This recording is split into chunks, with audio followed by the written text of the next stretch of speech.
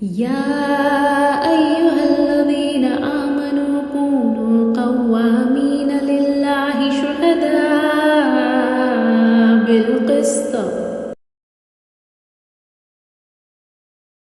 आजकल के जो इश्यूज हैं, जो हम हर तरफ देखते हैं, जब भी हम न्यूज़ खोलते हैं, हर थोड़े दिन के बाद, हर थोड़े टाइम गैप के बाद एक ऐसा इशू आता है जिसमें मिडिवल इंडियन पीरियड को उठा के लाया जाता है और कहा जाता है कि मिडिवल इंडिया में ज्यादती हुई, मुस्लिम रूलर्स ने कन्वर्जन्स करवाए, मुस्लिम रूलर्स ने औरतों को उठा के ले गए, राइट। तो इस टाइप का नैरेटिव एक बिल्ड है और इस टाइप का नैरेटिव एक चला आता है पॉपुलर उसमें लेवल पे, है ना, जो कॉमन लोग हैं।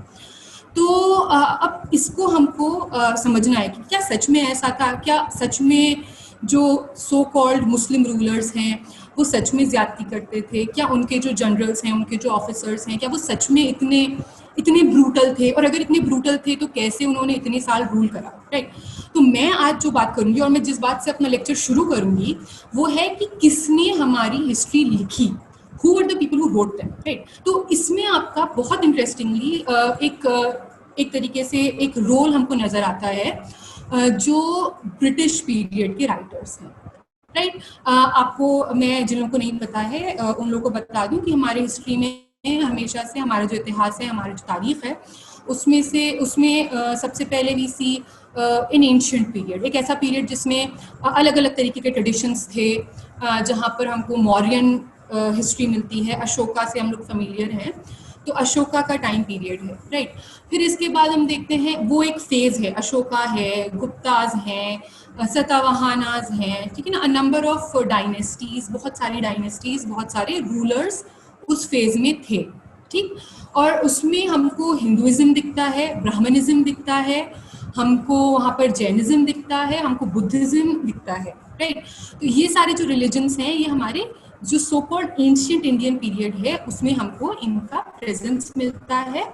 और जो रूलर्स हैं और जो ये जो आपके डायनेस्टीज हैं ये इन रिलीजन्स को या इन मजहबों को मानती थी, ठीक। जो मिडिवल पीरियड कहते हैं या जिसको मध्यकालीन कहते हैं उसको शुरू करा जाता है from the time period of the coming of sultans, मतलब जो टर्किश, जो तुर्क आए, टर्किश सुल्तान्स जो आए, टर्किश इन्वेडर्स या कॉन्करर्स कह लीजिए, जो टर्किश कॉन्करर्स आए, वहां से हम कहते हैं कि मध्यकालीन टाइम है, मध्यकालीन का पीरियड शुरू हो गया। ये कब हुआ? 1192, 1192। ये 1192 एडी में बैटल ऑफ तरायन के बाद नॉर्दर्न इंडियन रीजन में, जो आपका ऊपर का नॉर्दर्न इंडियन रीजन है, दिल्ली हो गया, उत्तर प्रदेश, बिहार, बंगाल तक इवन, तो इस रीजन में हम देखते हैं कि आपका रूल इस्टेब्लिश होता है टर्क्स का, तुर्क का, राइट। और ये टर्क्स कौन थे? ये आज का जो टर्की है वो वाले टर्क्स नहीं है, ये तुर्कमेनिस्तान में बसते थे। और सेंट्रल एशिया, हम एक एरिया को कहते हैं सेंट्रल एशिया, जो इराक, ईरान, जो मॉडर्न डे इराक ईरान वाला एरिया है, एंड ऑल्सो ये जो छोटे छोटे कंट्रीज हैं, उज्बेकिस्तान, है ना, तो ये जितने भी रीजन्स हैं इनको हम सेंट्रल एशिया के तौर पे रिफर करेंगे आगे भी, ठीक। तो ये जो पूरा रीजन है, यहाँ से कुछ लोग आए, कुछ रूलर्स या कुछ माइग्रेंट्स और कुछ इन्वेडर्स जिनको कह लीजिए, वो लोग आए और उन्होंने नॉर्थ इंडिया में अपना रूल इस्टेब्लिश करा। नाउ दीज पीपल, ये जो लोग आए, ये मुसलमान थे। मुसलमान क्यों कह रहे हैं हम? Because they were followers of Islam, इस्लाम को मानते थे। जो प्रॉफिट मोहम्मद के बाद जो रिलीजन शुरू हुआ, उन्होंने जो रिलीजन स्टार्ट करा उसके मानने वाले थे, राइट। इससे पहले कोई ऐसा इनकाउंटर मुस्लिम्स के साथ इंडियंस का नहीं था, बहुत लार्ज स्केल पे नहीं था, इतने ज़्यादा बड़े लेवल पर नहीं था, छोटे मोटे इनकाउंटर्स थे ट्रेडर्स के थ्रू। और हमें पता है कि सिंध में देयर वाज अ इंटरैक्शन, वहाँ पर मौजूदगी थी मुसलमानों की। लेकिन नॉर्दर्न इंडियन रीजन में, जो दिल्ली, उत्तर प्रदेश, ये वाला जो रीजन है, यहाँ पर ये हम पहला इनकाउंटर देखते हैं, पहली बार मुसलमान का एक तरीके से इंडक्शन हुआ, राइट। फिर उसके बाद हम देखते हैं कि ये जो रूल रहा टर्क्स का, मैं उनको टर्क्स बोलूंगी किनको, दिल्ली सुल्तान्स को, जिनका टाइम पीरियड क्या था 1192 एडी, जब से वो आए, कब तक रहा, जब तक बाबर आया, राइट। बाबर जो फाउंडर था मुगल एम्पायर का, राइट। तो 1192 से हम मान लेते हैं 1526 तक दिल्ली सुल्तान्स का पीरियड है। 1526 से लेकर आपका 1857 तक, जब तक बहादुर शाह जफर द सेकंड जो थे उनका एक तरीके से रिमूवल नहीं हुआ, तब तक हम मुगल पीरियड कंसिडर करते हैं। फिर उसमें हम देखते हैं कि ऑब्वियसली वहाँ पर ब्रिटिश का इंटरवेंशन शुरू हो गया। ब्रिटिश कौन थे? इंग्लिश ईस्ट इंडिया कंपनी थी, जिसने बेसिकली यहाँ पर आपका इस्टेब्लिश करा था अपना रूल।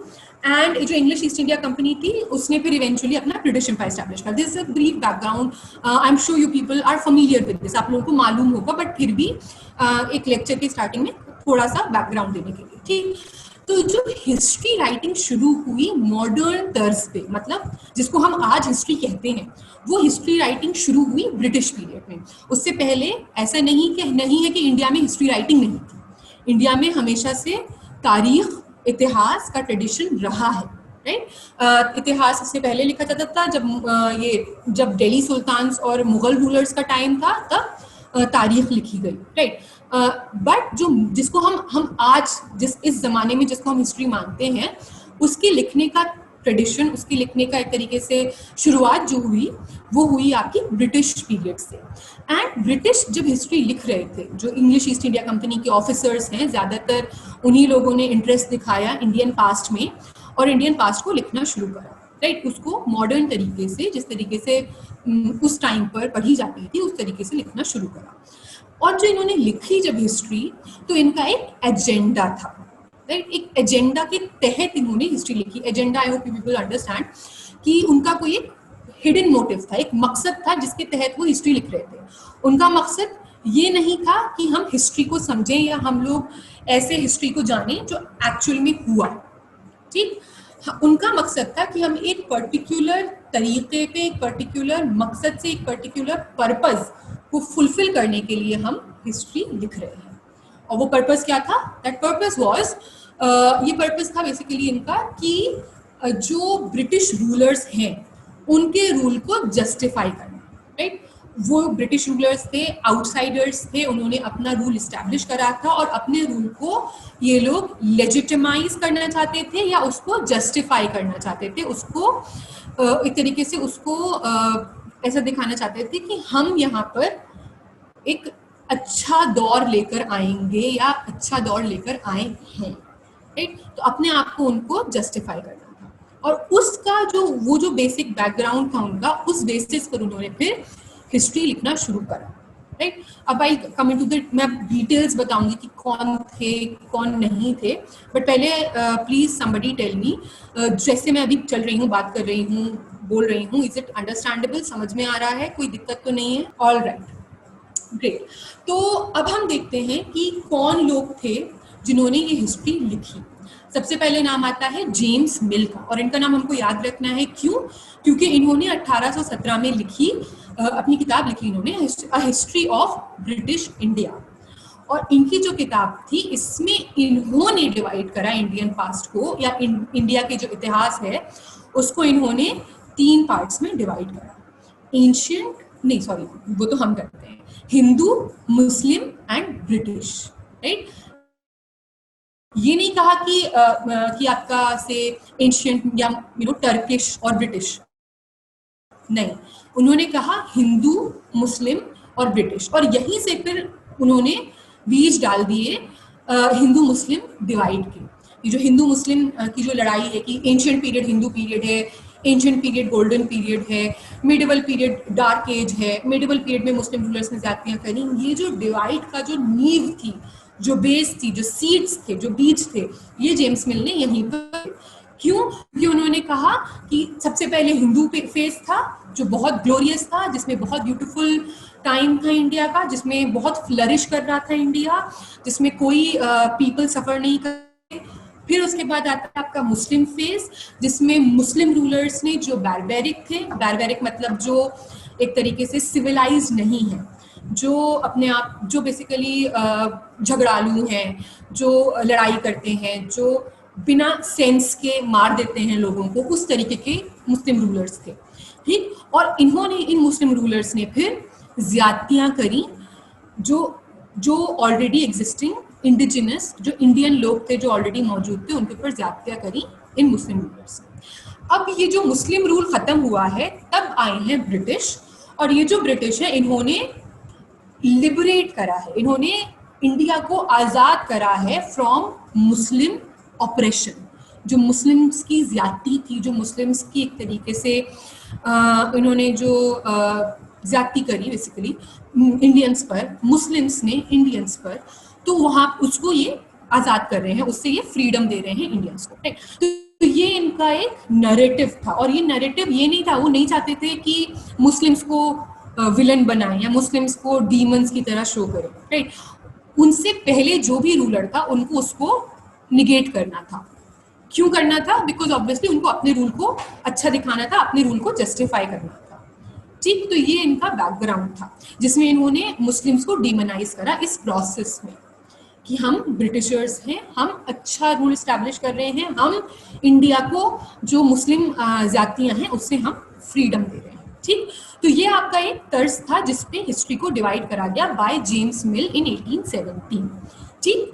अब ये जो डिवीजन हुआ, ये डिवीजन क्यों करा गया था? जो यूरोप है, जहाँ पर ऑब्वियसली यूरोपियन हिस्ट्री का जो पूरा एक नैरेटिव है वो यही है कि एंशिएंट पीरियड उनका ग्लोरियस पीरियड था। क्यों? क्योंकि उनके एंशिएंट पीरियड में एंशिएंट ग्रीस और एंशिएंट रोम का टाइम ये कंसिडर करते हैं एंशिएंट पीरियड में अपने यूरोप में, ठीक। मैं इंडिया की बात नहीं कर रही हूँ, मैं यूरोप की बात कर रही हूँ।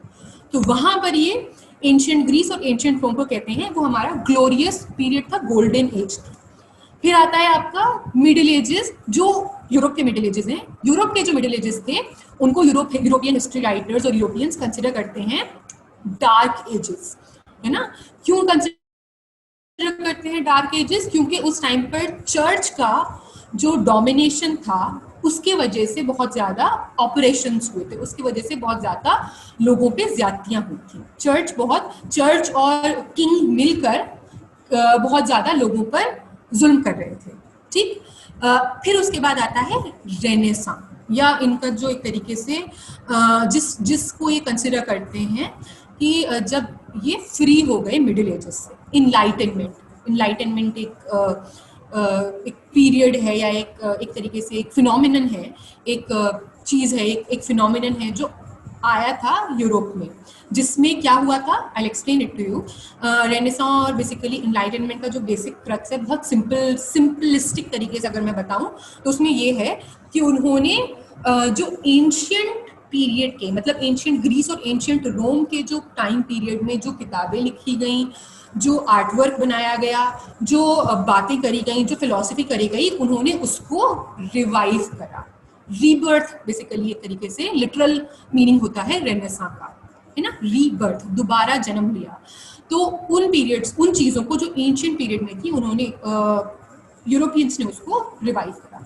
अब हमको as Indians, as people who are living not in Europe, हमको ये बहुत इम्पॉर्टेंट है समझना कि हमारी जो हिस्ट्री है उसकी जो ट्रैजेक्टरी है, उसका जो एक तरीके से तर्ज है, उसकी जो पीरियडाइजेशन है, उसकी जो कंटिन्यूएशन है, वो जिस तरीके से चला आ रहा है, हमारी हिस्ट्री और यूरोपियन हिस्ट्री ओवरलैप नहीं कर सकती। They are different things. हम लोग हमेशा से एक डिफरेंट इन्वायरमेंट में है, हमारा डिफरेंट नैरेटिव है, हमारे यहाँ डिफरेंट तरीके की ज्योग्राफी ही है, आपका कल्चरल जो एटमॉस्फेयर है इंडिया का हमेशा से डिफरेंट है रेस्ट ऑफ द वर्ल्ड से।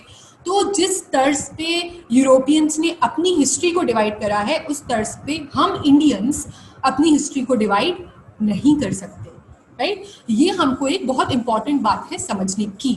जो ये वाला जो प्रोसेस है, ये जो मैं आज बात कह रही हूँ, इस तक आने के लिए जो पूरा तरीका अपनाया गया है, जो पूरा प्रोसेस अपनाया गया, उसको कहते हैं बेसिकली डीकोलोनाइजेशन, राइट।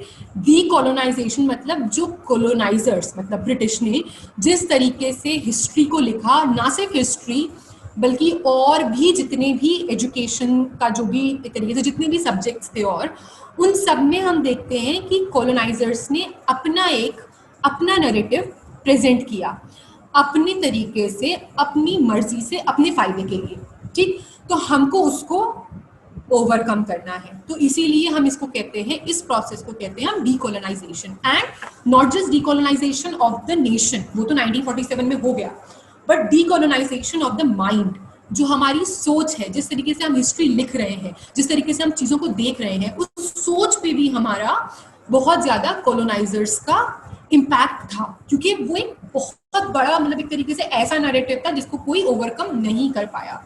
फिर आपका धीरे धीरे इन द 20th सेंचुरी, मतलब 1950s 60s, आज़ादी के बाद फिर हम देखते हैं कि धीरे धीरे फ्रीडम, धीरे धीरे डीकोलोनाइज्ड स्टडी या जो आपका डीकोलोनाइजेशन ऑफ माइंड है उसका प्रोसेस धीरे धीरे स्टार्ट हुआ, ठीक। अब मैं आपको बात करूंगी कि किस तरह, कौन कौन लोग थे। वेरी ब्रीफली मैंने आपको एक्सप्लेन कर दिया कि क्या क्या आपको क्या बैकग्राउंड था। अब मैं ब्रीफली नाम लूंगी जो लोग इन्वॉल्व थे कॉलोनियल थ्योरीज में, या जो लोग इन्वॉल्व थे जिस तरीके की हिस्टोरियोग्राफी लिखी गई।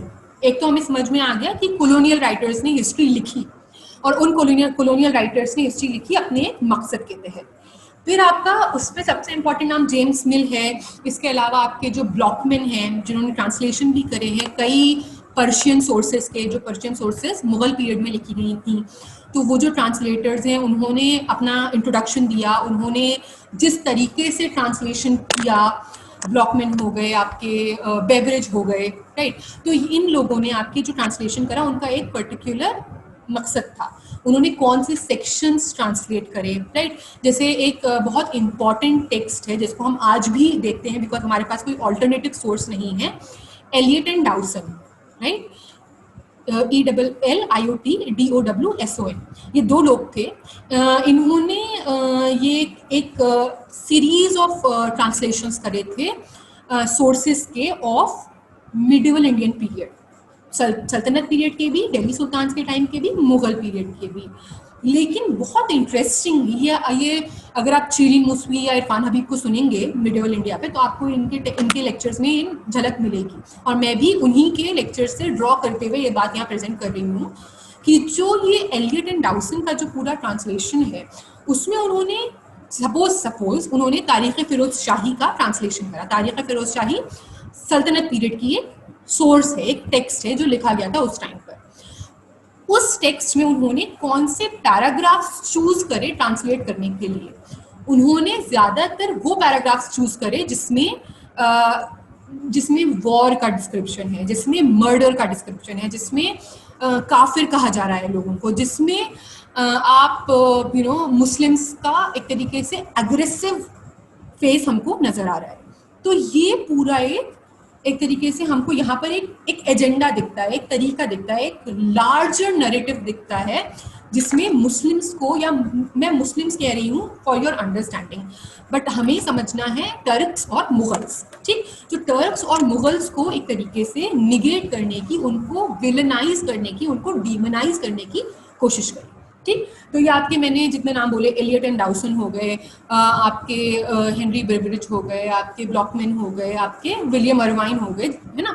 ये सारे यूरोपियन राइटर्स हैं जिन्होंने इंडियन हिस्ट्री को लिखा। और इंडियन हिस्ट्री में इनका क्या एटीट्यूड था लिखने का? यही एटीट्यूड था कि जो मिडिवल पीरियड था, जो मध्यकालीन टाइम था, वो बहुत ज़्यादा रिलीजन पे फोकस करता था, और जो इन्होंने ज़्यादातर लोगों ने फोकस करा औरंगजेब पर, ठीक। औरंगजेब पे क्यों फोकस करा? क्योंकि Aurangzeb was the easiest emperor जिसने बहुत ज़्यादा रिलीजियोसिटी को या अपने मजहब को बहुत ज़्यादा सामने प्रेजेंट करा था, रिलीजियोसिटी को बहुत ज़्यादा ओढ़ा हुआ था। तो इस वजह से हम देखते हैं कि स्पेशली विलियम अर्वाइन औरंगजेब को कहते हैं कि औरंगजेब की जो रिलीजियस पॉलिसी थी उसकी वजह से मुगल्स का डाउनफॉल हुआ, क्योंकि औरंगजेब इतना ऑर्थोडॉक्स था, औरंगजेब इतना कट्टर था, और औरंगजेब ने इतनी ज्यादतियां करी, और इस सब के वजह से मुगल एम्पायर डिक्लाइन कर गई। इससे पहले जो रूलर्स थे, अकबर हो गया, क्योंकि अकबर का उनको जो इन्फॉर्मेशन मिल रही है उसमें अकबर की वो सेक्युलरिज्म भी दिख रहा है। अकबर का जो इंटरेस्ट है हिंदू कल्चर में, हिंदू रिलीजन में, not just Hinduism but Jainism में, क्रिश्चियनिटी में, वो सारा उनको नजर आ रहा है। तो वो अकबर को तो नहीं कह सकते, औरंगजेब को वो कह सकते हैं, ठीक। तो इसलिए ये जो पूरा नैरेटिव था इन्होंने बिल्ड करा, औरंगजेब कह रहा हूँ कि औरंगजेब है, इसके बाद डाउनफॉल शुरू हुआ। औरंगजेब का orthodoxy was the reason, Aurangzeb का जो कट्टरपंथी थी वो रीजन थी। और उसी लाइन पे फिर जादूनाथ सरकार ने अपनी किताब लिखी, उन्होंने कई वॉल्यूम्स की उनकी किताब है इंडियन हिस्ट्री पे। तो उसमें उन्होंने औरंगजेब के जो इंफॉर्मेशन थी औरंगजेब के बारे में, उसको उन्होंने डिटेल में बताया कि किस तरीके से औरंगजेब बहुत ज़्यादती करता था, औरंगजेब ने किस तरीके से हिंदू पॉपुलेशन को ऑप्रेस करा, किस तरीके से टेम्पल्स को डिस्ट्रॉय करा, किस तरीके से उन्होंने औरंगजेब ने बेसिकली एक तरीके से बहुत ज़्यादा एक तरीके से बहुत ज़्यादा एक ऑपरेसिव रेजीम चलाया, एक रेन ऑफ टेरर के तरीके से रन करा पूरे अपने रूल में, ठीक। हाँ चलिए, तो अब मैं आई थिंक मेरे पास हाफ एन आवर और है, तो मैं आपको डिटेल में बताती चलती हूँ कि क्या और चीज़ें हैं, ठीक। तो ये हमारा बैकग्राउंड है। अब हम जब जादूनाथ सरकार की बात करते हैं, बिकॉज हम उनकी बात कर रहे हैं, तो हमको ये बहुत क्लियर रखना है कि जादूनाथ सरकार के पास जो सोर्सेस थे, हिस्ट्री कैसे लिखी जाती है, हिस्ट्री लिखी जाती है सोर्सेस से, कि हमारे पास क्या डॉक्यूमेंट्स हैं, क्या हमारे पास सोर्स ऑफ इंफॉर्मेशन है ना, क्या जरिया है इंफॉर्मेशन का। जैसे अकबरनामा है जो अकबर के पीरियड का एक पर्शियन सोर्स है। तो वो जो सोर्सेज ऑफ इंफॉर्मेशन थे जादूनाथ सरकार के पास, वो लिमिटेड थे। ये बात इरफान हबीब भी कहते हैं कि जादूनाथ सरकार का एजेंडा ऐसा सच नहीं था कि वो विलिफाई करे मुगल्स को, मगर उनके पास लिमिटेड सोर्स ऑफ इंफॉर्मेशन थी। उनके पास वो डॉक्यूमेंट्स या वो सोर्सेज ऑफ हिस्ट्री नहीं थे जो लेटर राइटर्स के पास आए। लेटर राइटर्स जैसे एम अथर अली ने बहुत अच्छा काम करा है औरंगजेब पर, ठीक। इसके बाद ऑड्रे टुश्के हैं आपकी, उन्होंने बहुत अच्छा काम करा है, right. And Irfan Habib and Pushpa Prasad and other people, so they have all written good text, important text regarding communalism and regarding dealing with the issues जो हैं आपके मिडिवल इंडियन पीरियड के, ठीक। तो ये आपकी कॉलोनियल पीरियड के राइटर्स हो गए, कॉलोनियल पीरियड की थ्योरीज हो गई। फिर आते हैं आपके एक पीरियड आता है जिसमें नेशनलिस्ट हिस्टोरियंस काम करते हैं। नेशनलिस्ट हिस्टोरियंस का क्या मकसद था? उनका मकसद था आइडिया ऑफ इंडिया को ढूंढना और आइडिया ऑफ इंडिया को प्रेजेंट करना लोगों के सामने। उनका भी एक एजेंडा था। क्या एजेंडा था? क्या एजेंडा था कि हम इंडियन नेशन जो अब डेवलप होने वाला है, जिसको हमें आज़ादी चाहिए, जिसके लिए उसका एक पूरा बैकग्राउंड तैयार करना, उसका एक पूरा हिस्ट्री इस तरीके से प्रेजेंट करना, ये दिखाना कि हम जो इंडियंस हैं वो एक नेशन है, हम हमेशा से साथ में रहे हैं और हमको जो ये ब्रिटिश रूलर्स हैं इनसे हमें आज़ादी चाहिए, ठीक। तो ये एक नेशनलिस्ट एजेंडा था जिसमें ऑब्वियसली इनका इंटेंशन अच्छा था, ठीक। इनको कॉलोनाइजर्स से आज़ादी चाहिए थी, इनको अपने आप को एज ए नेशन प्रेजेंट करना था, एंड उन्होंने उस तरीके से हिस्ट्री राइटिंग करी, ठीक। एंड इसी प्रोसेस में कई हीरोज, नेशनल हीरोज को उन्होंने एक तरीके से आइडेंटिफाई करा और उनको प्रोजेक्ट करा, जिसमें आपके कई लोग आ जाते हैं, including Chhatrapati Shivaji, the Maratha chief, the Maratha king, ठीक।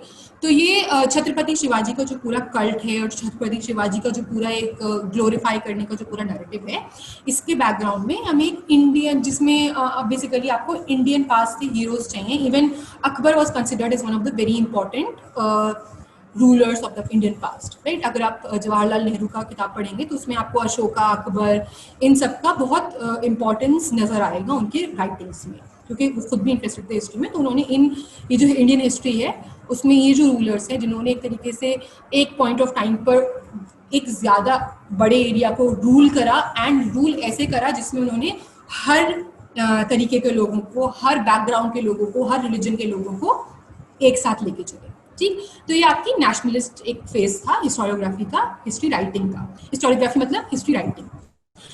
फिर आता है आपका पोस्ट इंडिपेंडेंस पीरियड, जिसमें हम देखते हैं अलीगढ़ स्कूल का इमर्जेंस, जिससे आई ऑल्सो बिलोंग, ठीक। अलीगढ़ स्कूल का जो फोकस था, उनका फोकस था मार्क्सिस्ट हिस्ट्री राइटिंग पर।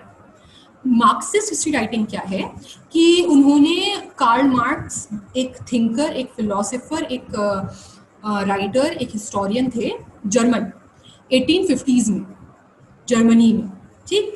उन्होंने एक आइडिया दिया था जिसमें उन्होंने ये कहा था, कम्युनिज्म कहते हैं उसको, कम्युनलिज्म नहीं, कम्युनिज्म, ठीक।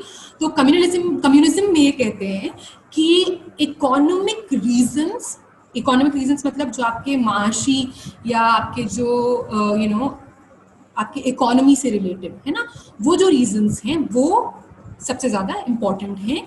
कोई भी हिस्ट्री लिखिए, कोई भी आप फिलोसफी लिखिए, सबसे ज़्यादा बेसिक इम्पॉर्टेंस होती है आपकी इकोनॉमिक रीजंस की। तो उनकी इस आइडिया को, उनकी इस बात को फॉलो करते हुए जो ये राइटर्स थे अलीगढ़ स्कूल के, specially people like Satish Chandra, people like Irfan Habib, इन्होंने हिस्ट्री लिखी जिसमें उन्होंने इकोनॉमिक एस्पेक्ट्स को देखने की कोशिश करी और इकोनॉमिक एस्पेक्ट्स को स्टडी करा। इसीलिए हम देखते हैं इरफान हबीब की जो किताब है agrarian system of Mughal India, right. Agrarian system मतलब मुगल पीरियड में जो मेन इकोनॉमी थी, जो मेन एक तरीके से आपका जहाँ से रेवेन्यू, जहाँ से टैक्स जनरेट होता था, वो आपका लैंड था, वो आपका एग्रीकल्चर था। इसीलिए उन्होंने जो किताब लिखी उसका नाम है agrarian system of Mughal India, right. तो ये आपका एक इनका ये आइडियोलॉजी थी, मार्क्सिस्ट आइडियोलॉजी, जिसपे उन्होंने फिर काम करा। इनकी जो काम थे उसमें फिर बहुत सारी चीज़ें निकल कर आई। उसमें ये निकल के आया कि औरंगजेब के टाइम पर बहुत ज़्यादा इकोनॉमिक क्राइसिस थी, मतलब औरंगजेब बहुत ज़्यादा डेट में था, कर्जे में था, इकोनॉमी सफ़र कर रही थी, ठीक। और वो जो क्राइसिस था इकोनॉमी का, वो शाहजहां के पीरियड से शुरू हो चुका था, बट वो जहांगीर के पीरियड, औरंगजेब के पीरियड तक आते आते बहुत ज़्यादा बढ़ गया, ठीक। तो ये इन्होंने जो स्टडी करी अलीगढ़ हिस्टोरियंस ने, अलीगढ़ स्कूल ऑफ हिस्टोरियंस ने, उन्होंने कोई रिलीजियस एजेंडा या कोई पॉलिटिकल एजेंडा लेकर नहीं करी। उन्होंने बेसिकली, उनकी एक तरीका था हिस्ट्री राइटिंग का, वो ये था कि वो इकोनॉमिक रीजंस और इकोनॉमिक हिस्ट्री को स्टडी करेंगे। तो उन्होंने उस बेसिस पे स्टडी करा और उस स्टडी से हमको ये नए इंफॉर्मेशन निकल कर आई, ठीक। फिर आपके जो अहमद अली हैं, उन्होंने बहुत इंपॉर्टेंट काम करा है औरंगजेब के पीरियड का, जिसमें उन्होंने ये दिखाया है कि औरंगजेब के पीरियड में कितने हिंदू नोबल्स थे। नोबल्स मतलब जो अमीर हैं, जो आपके बेसिकली किंग है और उसके जो बेसिक मिनिस्टर्स है ना, अमीर। तो ये जितने भी नोबल्स हैं उसमें कितने मुस्लिम्स हैं, कितने हिंदूज हैं, कितने नॉर्दर्न इंडियंस हैं, कितने ईरानीज हैं, कितने तुरानीज हैं, कितने इंडियन मुस्लिम्स हैं, राइट। ये जो पूरा नैरेटिव था, ये अतहर अली ने बहुत डिटेल में इस पे काम करा है और बहुत अच्छा काम है। ऑड्रे टुश्के का जो काम है वो अतहर अली के काम का ही एक तरीके से रिफ्लेक्शन और कंटिन्यूएशन है, ठीक। तो इन्होंने दिखाया कि औरंगजेब के पीरियड में तो बहुत सारे हिंदू नोबल्स थे, राइट। बहुत सारे हिंदू नोबल्स को उन्होंने जागीर दी, लैंड दिया, राइट। तो ये फिर कैसे औरंगजेब जाति कर रहा है, फिर कैसे औरंगजेब बिगट है या एक तरीके से जुल्म कर रहा है हिंदूज पे। बहुत सारे लोगों को उन्होंने, बहुत सारे हिंदूज को उन्होंने एम्प्लॉय करा, बहुत सारे हिंदूज को उन्होंने लैंड दिया, राइट। तो ये हमें एक आइडिया मिला था ऑफ इकोनॉमिक पर्सपेक्टिव को देखते देखते ये सारी चीज़ें निकल कर आई कि कौन नोबल्स थे, किसको कितना लैंड दिया गया, किसको कितनी कितना रेवेन्यू कहाँ से आ रहा था। तो इस स्टडी के थ्रू हमको ये जो एक तरीके से जो कॉलोनियल पीरियड की हिस्ट्री थी उसको काउंटर करने का हमको एक जरिया मिला, राइट। तो ये आपका एक इम्पॉर्टेंट फेज था और इंडियन हिस्ट्री राइटिंग में हमको ये जो अलीगढ़ स्कूल का कॉन्ट्रीब्यूशन है इसको हमको स्पेशली याद रखना चाहिए, ठीक। देन आती है आपकी revisionist theories. Now revisionist theories ने क्या करा, उन्होंने मैंने आपसे जैसे कहा कि अलीगढ़ जो स्कूल है या जो आपका अलीगढ़ स्कूल ऑफ हिस्टोरियंस थे, अलीगढ़ स्कूल ऑफ राइटर्स थे, उन्होंने सिर्फ इकोनॉमिक एस्पेक्ट्स पे फोकस करा। उन्होंने आइडियोलॉजी, रिलीजन, रेस, इन सारी चीज़ों को परे रख दिया कि नहीं, these were not the reasons for any action, क्योंकि वो मार्क्स से इन्फ्लुएंस थे। उन्होंने कहा कि खाली इकोनॉमी ही रीजन था फॉर ऑल द एक्शंस, कोई आइडियोलॉजी, कोई रिलीजन, कोई रीजन नहीं था।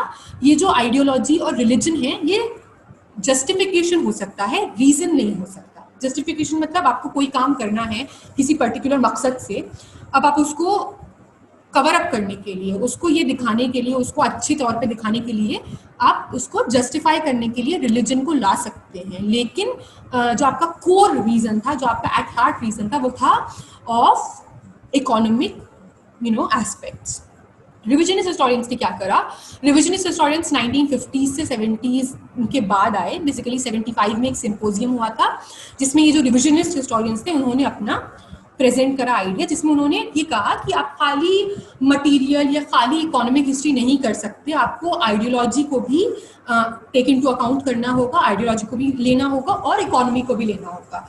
जैसे कि कॉलोनियल राइटर्स कहते थे कि खाली रिलीजन, खाली ideology was the reason of actions taken by Aurangzeb, वैसे भी नहीं करना है।